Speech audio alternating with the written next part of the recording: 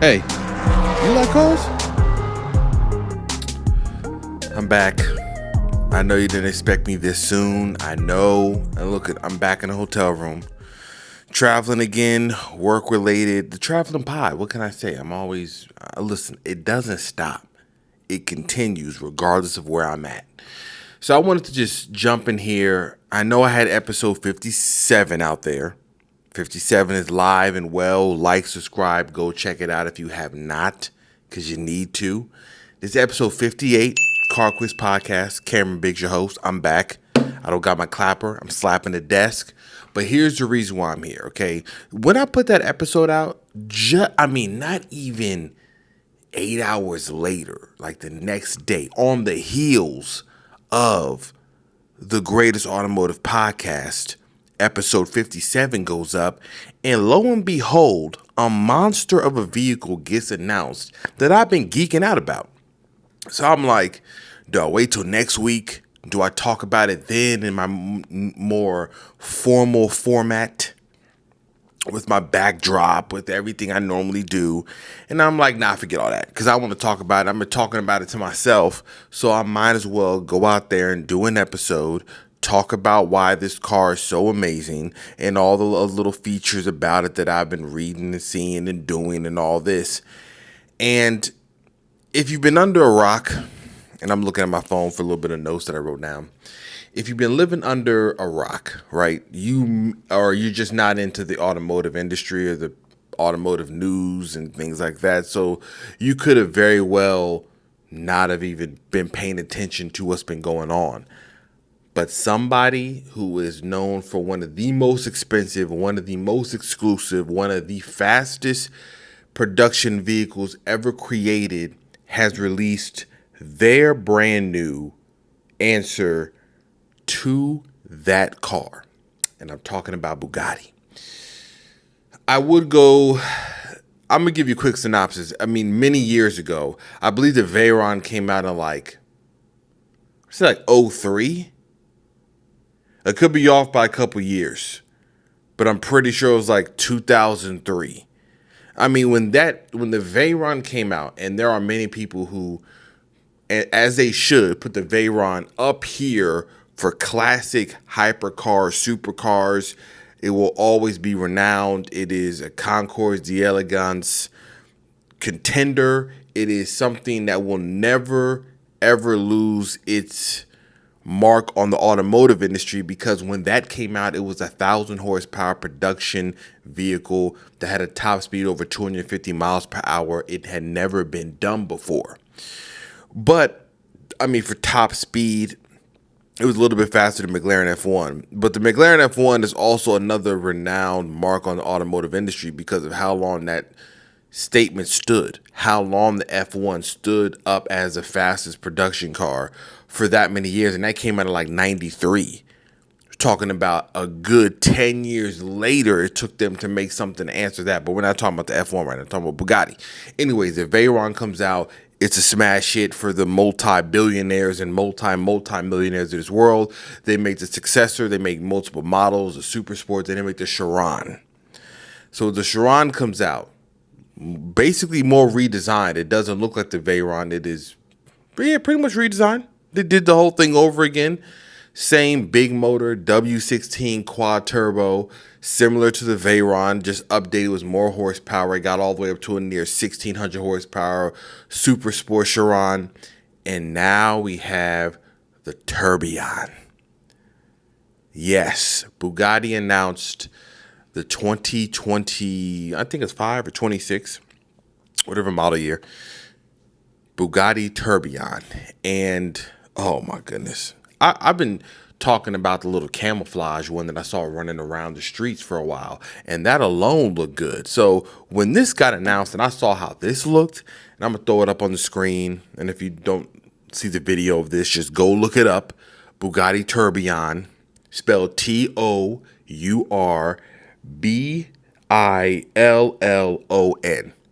Tourbillon. This thing looks absolutely, positively fantastic. It looks like the now, it looks like the future, and it also represents the past. This is a design that, while some will say it doesn't depart too much from the Chiron, you have very key details like the Bugatti, the C arch that was in the Chiron is kind of interesting because when the Chiron had it, it was kind of like, oh, that is going to be the key detail to let you know big C, Chiron, Bugatti, you know what I'm saying? Like, it all makes sense. However, the Tourbillon introduces some other key features and details with how that looks. So one of the things that it has is like that C arch that the Chiron had.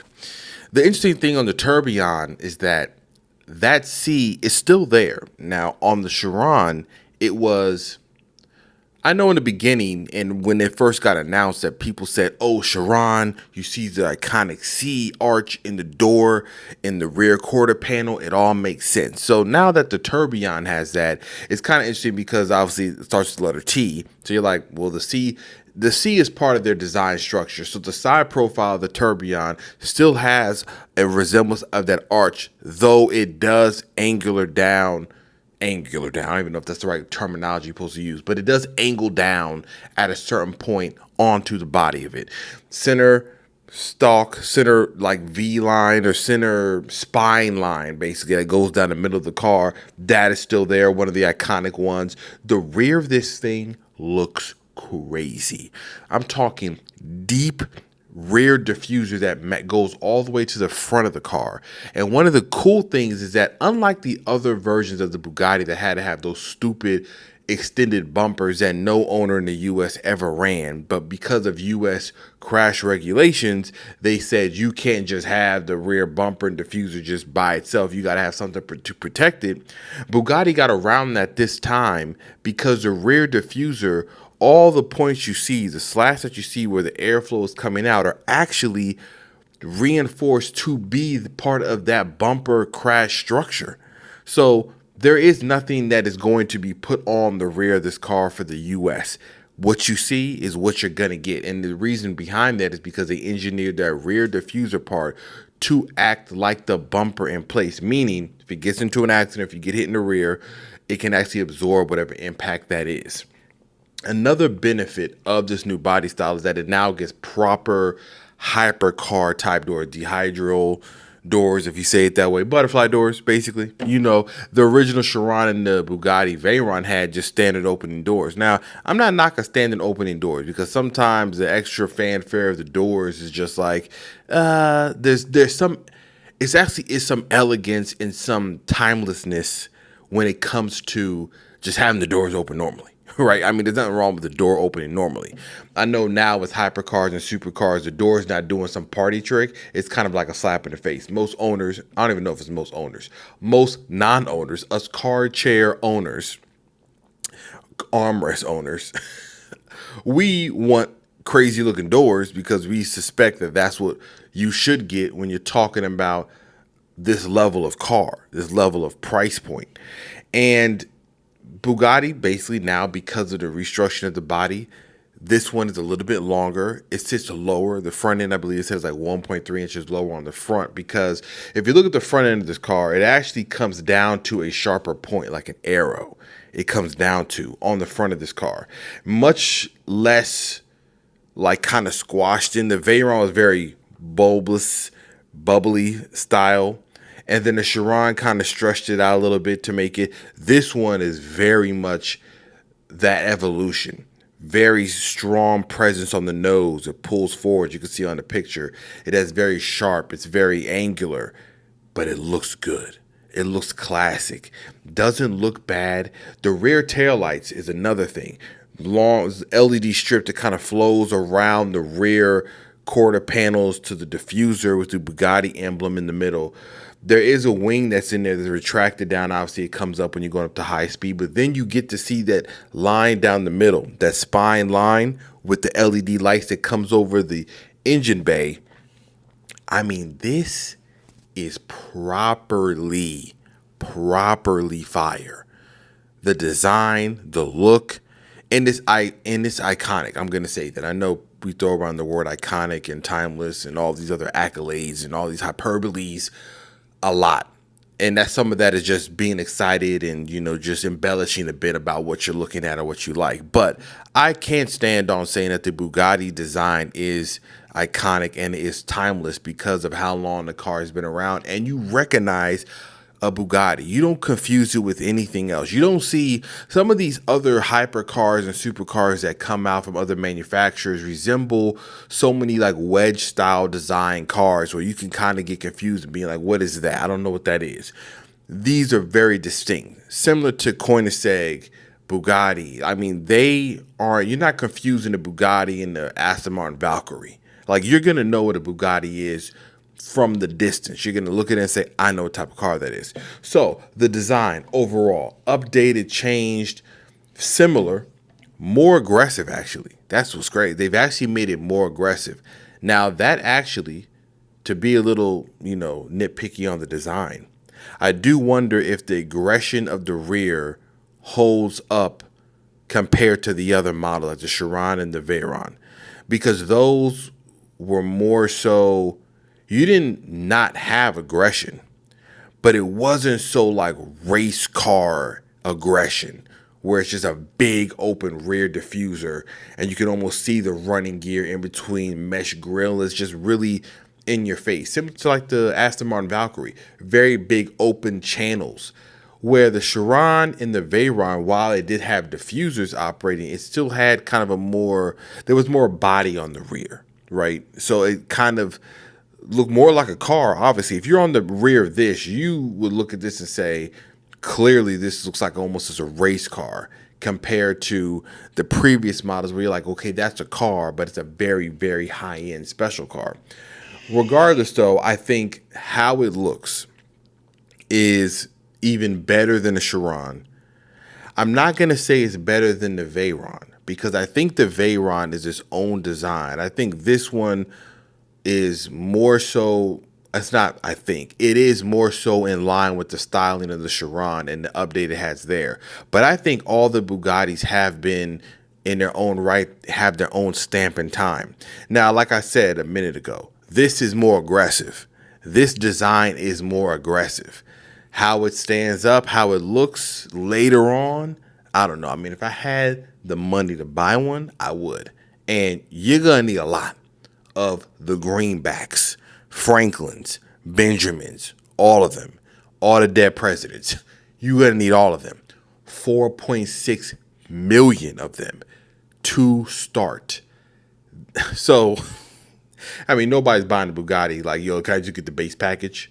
I don't want no options. Just give me the Bugatti in the base white paint. So starting, I'm sure most of these specs are somewhere north of $5 to $6 million. That is before years go on later and one's sitting at the auction block and is selling for 7, 8, 9, 10 million.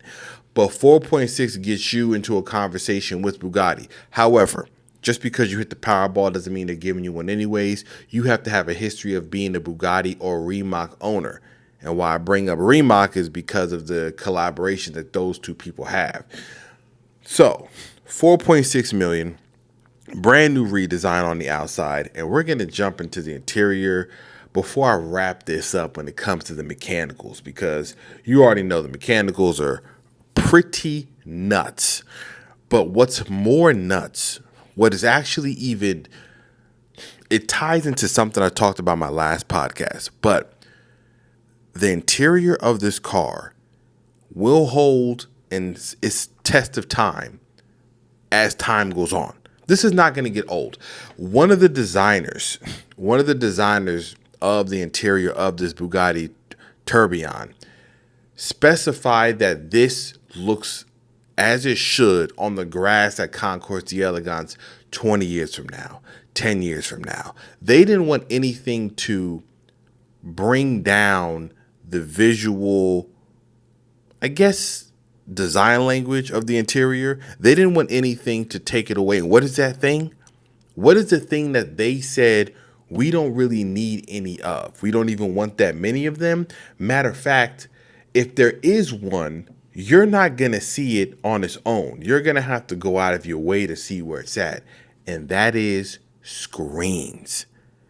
Now, The reason why this is important is because it comes off of me speaking about interiors and these screens, and I might have leaned more into what BMW did on the new X3, but I was onto something, and I know I was, and I still am, because this person said the same thing.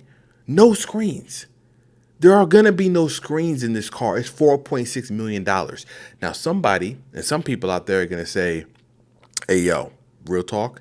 If I spend $4.6 million, I better have HAIL 2000. I better have Minority Report coming off the dashboard. But no, this ain't about that. Because technically, from a technological standpoint, a fully loaded Kia EV9 has probably more tech inside of it than the Bugatti Tourbillon. And I say tech in quotes because what this does have, you don't see it in a digital sense. It is kind of like seeing an intricate piece of art. You don't even recognize where the value is. You're just looking at it from the standpoint of like, yo, I could just tell AI to print me out a picture and it could look even better than that. But you don't understand the artist and the work that goes behind it. So for Bugatti, what they did is there is one screen, and in the center console, it pops out, and all it has is Apple CarPlay, wireless CarPlay. There's no extra. There is no LiDAR. There is no extra. I don't even know if there's really that many safety features like lane depart sense and blind spot monitors. It may have those things, but it keeps them at bay. It keeps them as just a basis of what you would expect. You get an airbag. Let's say you get some safety features. Obviously, that's traction control, stability, and all those things. But when you get into that little screen that pops up, you're not dealing with some Bugatti interface. This isn't Bugatti Drive. It's not like BMW. It's not Uconnect from Chrysler. It is simply there to connect your phone. And if you want to see what's on your phone, you have it there. But this is about keeping things timeless and elegant.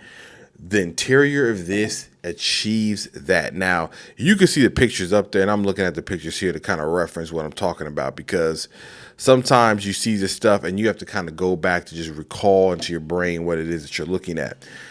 The interior matches what the exterior was doing and what the Chiron did. C in the middle, as you can see when you're sitting down, obviously the passenger and the driver are kind of separated by that center spine, C pillar in the middle.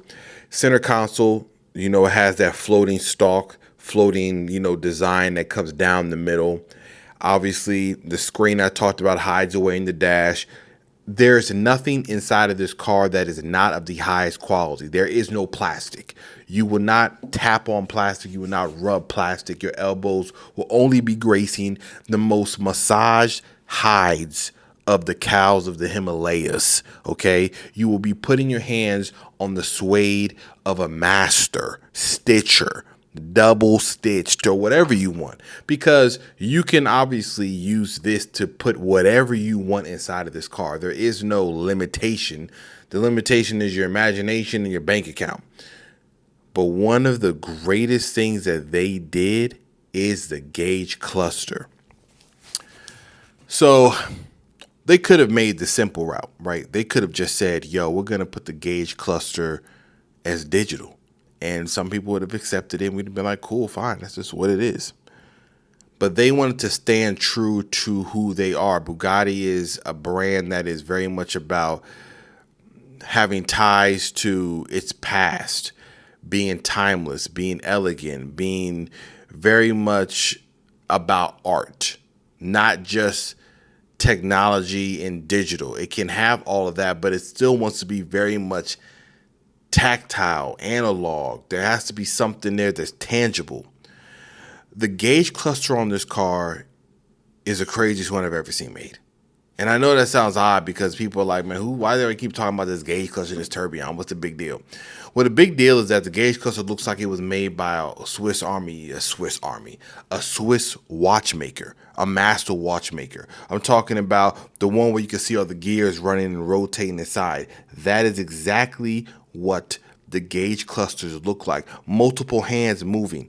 The center cluster, the one that has a speedometer and tachometer. The tachometer arm moves like it's a clock, and the speedometer one follows along with it as well. It looks like you're looking at a clock that's just spinning really fast, going through all the time. That is the timeless nature of what they did. But it don't stop there. It's not covered by any plastic. You're not going to find any plastic covering over your gauge cluster like me and you got in our cars. This is covered by sapphire crystal, the same stuff they use on high-end watches to resist scratches and things like that. Not that, I mean, listen, if you scratch the cluster, I don't know what you were doing. But gauge cluster is basically a watch completely designed around the idea of high-end Swiss maker watches. And the cluster doesn't move. Now, no cluster moves, right? But the steering wheel is centered around the cluster and is mounted around a hub on the behind it. So when you turn the wheel, the cluster stays dead center. You just see the rim of the wheel just turning around it, however, lock to lock. So it doesn't lose your visual on that cluster. It's kind of like a centerpiece. It wants you to always see it. Don't lose sight of what I have or what I look like. It wants you to see that centerpiece the entire time. Now, I'm sure that you can also change some of the coloring on it. You probably can change the hand, dial gear colors, maybe add some rubies, some diamonds, whatever you want to do to that cluster, which makes this even crazier when it comes to a customization standpoint. Because outside of you doing seats and stitching and leather and material, I can then possibly get into the gauge cluster, changing out the hands, adding color to the gears that are in there, to the switch gear, to the buttons and the things that I have inside of the car. Because the center thing, it has aluminum, probably titanium as well on it, but I can change that, connect that to the gauge cluster watches. I'm saying that so you can get an idea of what I'm speaking of, and tie that into the whole car design.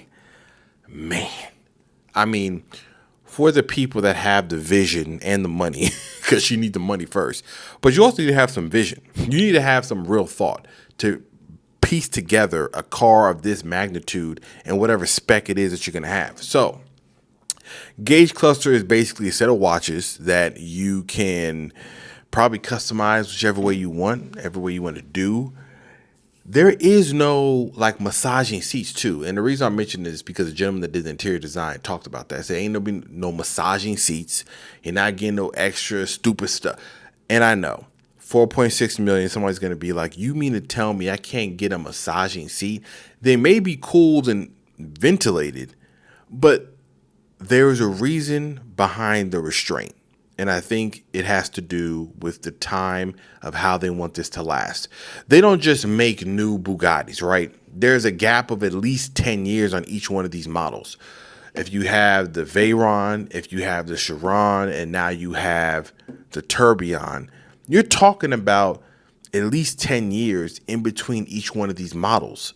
So no, they're not just going to throw in stuff in there that can't make any sense later on. They don't want to do party tricks and gimmicks so that it cheapens the car. So later you're like, oh, I remember I need to do that back in 2024. No, we want this to look the part in 2045 when they're sitting on lots somewhere, sitting in the showroom. Somebody can say this was a time to remember, because by that time, if we're still driving our cars, if it ain't iRobot, if I can still get a manual, most of the stuff's going to be holograms on the screen, on the windshield, and you sitting in there taking a nap. So this is going to look like something even more special as the years go on.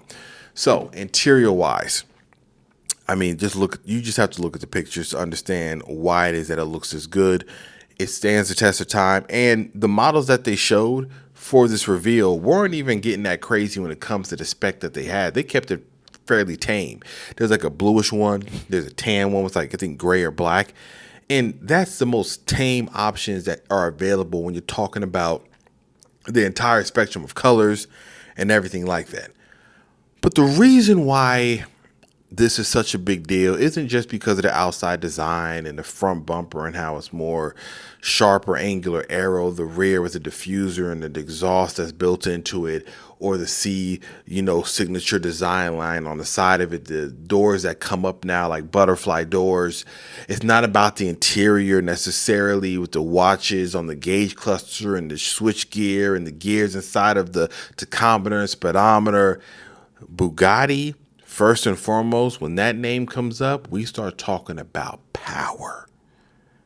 And when I say they delivered, they delivered. A couple of weeks ago, there was a post by a gentleman I follow called Busy-Moto. He is well known for making outrageously fast cars like 1,000 horsepower minivans, but he has very recently gotten himself into loving and modifying EV cars. He put one in like a 934 or some Porsche, and he made a gas powered one.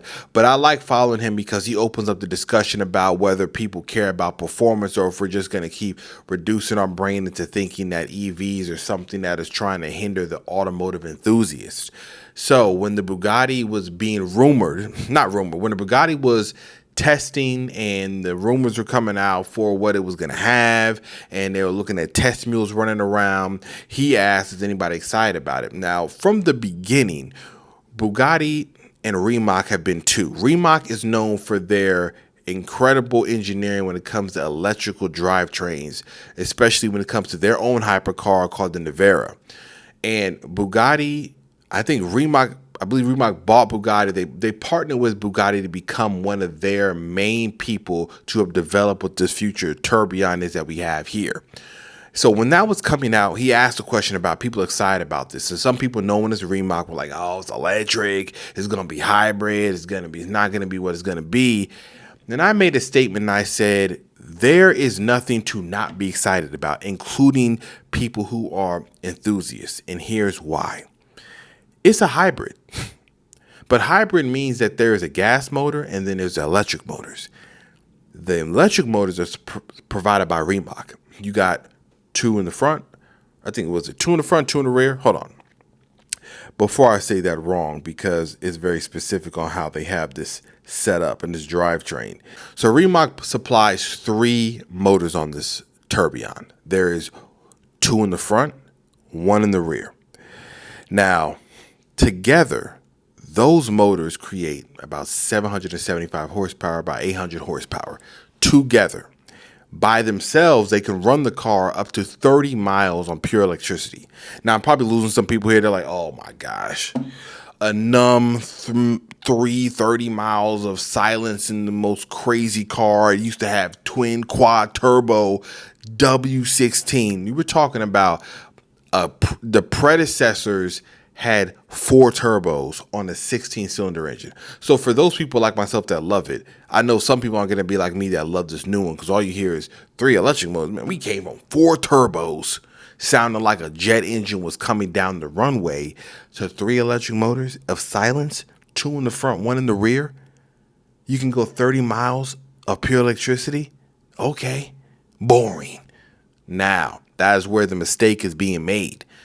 Because the motor that is in this now is a V16. Now the W16, that was unique from Volkswagen's parts group. They had the W8 engine and they combined 2 together to make the W16. This engine is a V16 built by Cosworth. And if you don't know who they are a premier engine builder. Red lines to 9,000 RPMs, flat plane crank on a V16. It produces 986 horsepower, about 1,000 horsepower on its own, naturally aspirated. It sounds nuts. In my last probably 3 or 4 podcasts ago, I did a video where I showed you what it sounded like because they had teased it to everybody prior that what it was going to sound like. And it delivers. So you're talking about a 1,000 horsepower, naturally aspirated V16 mated to electric motors from the premier electric drivetrain builder. Rimac's Veyron hypercar sounds like the Jetsons. It moves like a spaceship. There's nothing to not like, even as a car enthusiast. So Rimac builds that. They put that in the Bugatti. We have the Cosworth engine in there. We now have a 1,775 horsepower hypercar base starting. This isn't the Super Sport. It's not the whatever Nürburgring package. None of that. This is just base. Base is more than the Super Sport from the previous year. It also weighs 344 pounds less than the previous W16. So with the, obviously, when it comes to a hybrid, the battery pack is actually a structural point. It runs the tunnel of the car. One of the electric motors obviously attaches to the transaxle for the transmission, which is another 8-speed dual clutch transmission. I don't know if they rebuilt or changed anything with it. I'm pretty sure they did, because you're talking about a hybrid powertrain and the ability to drive it in full electric. So there are differences that you have to make, because obviously when the gas motor kicks in, it changes the characteristics of how it's shifting and what it's doing. Don't have those details, but I am almost positive that a change was made to that traditional 8-speed dual clutch transmission. Another cool thing is that this motor is actually much longer than the W16 because of how it's built. So you're talking about, this is about 10 inches longer than the previous motor, but the overall car is only like 1.2 centimeters longer. And that is due to the fact that we don't have as much plumbing and radiators and things like that when it comes to this car, because it doesn't have the turbochargers that the previous model has. So it keeps it a little bit easier for the packaging. 0 to 60, 2 seconds flat, and that might be conservative. Top speed of 277 miles per hour, 0 to 250 miles per hour in 25 seconds. In the grand scheme of fast cars, if people watch draggy times and these insane 2,000 horsepower Lamborghinis and GTRs on the street, these numbers might be kind of weak, because folks can be like, yo, dog, I know a guy that can go 60 to 130 in 3 seconds or 2 or whatever the crazy number is. But we're talking about an overall package, right? We're talking about interior, quality of paint, quality of engineering, quality of car, price tag, prestige, name, heritage, blah, blah, blah. So all that plays into this, because normally at this high of a level, you don't really get all these things packaged into one simple car. So 1,800 horsepower, motor, electric engines. Together we have the Tourbillon. Now, I believe that this will stand the test of, more than the test of time. We're talking about the outside design, rear diffuser. Cool fact about the rear diffuser, I heard it's over 6 feet long. So it's probably from like the middle of the car all the way back. Imagine me, I'm over 6 feet tall. Imagine me laying flat under a Bugatti. That's how long the diffuser is. It's a terrible analogy, but I'm going to run with it. So anyways, Bugatti announced that. You've seen the pictures floating around on here. I'm not going to keep this. This is longer than I thought, actually, as I'm recording this. But that is what they announced. I think it's exciting. I really can't wait until something like this Tourbillon and a Koenigsegg Jesko and the McLaren Speed 12 and the Pagani Utopia and all these insane hypercars, if they can just come together for one big road test, one big race. And I say road test because I do miss when magazines would do those crazy road tests where they would drive for like a week or two in these cars. And not that they still don't do it, you don't see it as much. And I know, because who wants to pay for that insurance plan when you're talking about a group of cars where each one of them costs over $3, $4, $5 million? I mean, one, you got to find an owner willing to let you go and drive it under the risk of you probably crashing. 2, a company willing to insure you, and where are you going? Like, it's so many stipulations, but I hope to actually see that happen. And I'll be back. Like I said, I just had to come out here and talk real quick. Like I said, this is an exciting car. And if you are into hypercars, not everybody is, and supercars, and just the most outrageous thing that we can engineer is car companies and things that we come up with. I mean, this is exciting to see. Now, before I go though, there was something that Jason Camisa on Instagram pointed out when it came to this car. And it was just I'm going to read it. It was a really cool, just kind of a crazy thing to think about. He was talking about the gears and what speed they're at when you're driving this car. He said first gear happens at 90 miles an hour. So first gear cracks 60, and at red line, you're at 90 miles an hour. Second gear gives all of the power, because when this car is driving, the very first gear doesn't have the full Monty of all the power. If you look at a video that's floating around showing the acceleration of the Tourbillon, it's a video that came out. I might throw it in here as well. The video, as you can see, shows the acceleration of the gauge cluster and everything on there, and it's showing you how fast it's going. But you can tell in that very first gear, it's a little dialed back, and then all of a sudden it like cranks up. But he said second gear full beans means all three electric motors and the V16 are at full capacity. Red line gets you up to 118 miles an hour. Second gear is 118. Third gear, same red line, 152 miles per hour. Fourth gear, motors actually start coming down a bit. As you get higher and higher up, the electric motors kind of wean themselves off, because by this time, the V16 and everything got you going. You redline at 194 miles per hour in fourth gear.